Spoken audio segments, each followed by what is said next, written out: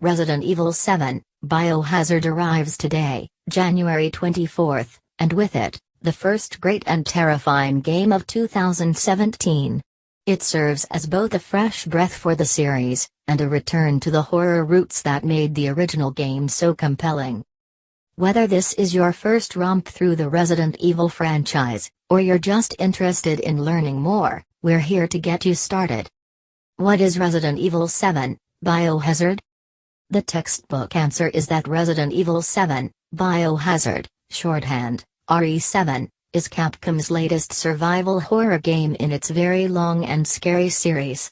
It's specifically part of Resident Evil's main numbered entries, but there are about 24 games in the franchise overall, which include a good number of remakes, spin-offs, and so on.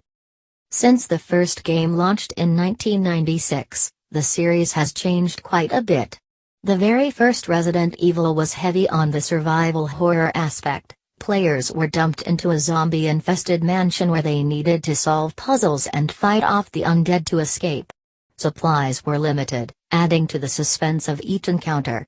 As the series evolved, however, it started to place a heavier focus on run-and-gun action.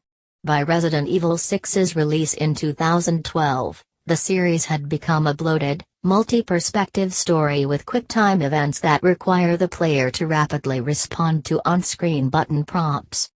Resident Evil 7, meanwhile, is Capcom's return to more traditional scares. The game ditches the series' long-used third-person view for a first-person perspective and is heavy on creeping players out through a powerful sense of setting and sound. What's up with that name?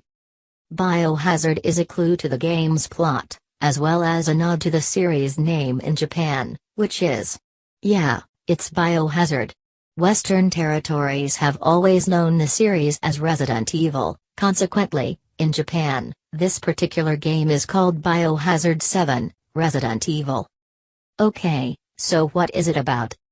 I'll spare you too many spoilery details, but in the game you play as Ethan, a man looking for his missing wife, Mia.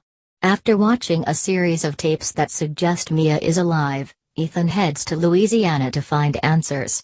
His search takes him to a house owned by the Baker family, and suffice to say, they're not too friendly. How does it play? Like I mentioned before, it's a first-person game. The game is heavy on exploration, which means you'll spend a lot of time searching for clues and solving puzzles in this creepy old house. There are villains you'll have to fight for your survival with whatever means necessary, but you'll also spend a great deal of time hiding and plotting your next move. Or, more likely, gathering your courage. What do I need to play it?